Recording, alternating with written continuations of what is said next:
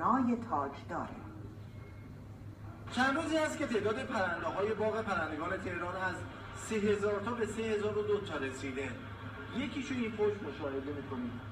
این جوجه دورنای تاجدار که چند روزیه به دنیا اومده برای اولین بار در معرض دید عموم قرار گرفته.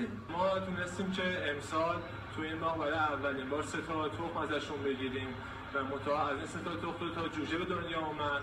از این 2 تا جوجه یکیشون مشکل استخوانی داشتش که در معرض درمان هستش و این جوجه سالم و خدا را شکر ازش نگهداری می‌کنه. زیستگاه اصلی این دورنا که حدود 1.5 متر بلندی و قامت و 2 متر طول بالاشه، کشور کنیا و زامبیا در قاره آفریقاست. با توجه به شرایط تغذیه‌ایشون، لحاظ پروتئینشون، لحاظ مواد معدنی به اون استانداردهای شرایط طبیعیشون نزدیک کنیم که تونستیم این زادآوری و اتفاق بیفته تو این باغ. این همه زیبایی کار دست این دورنا داده و از سال 2012 در لیست حیوانات در خطر انقراض قرار گرفته.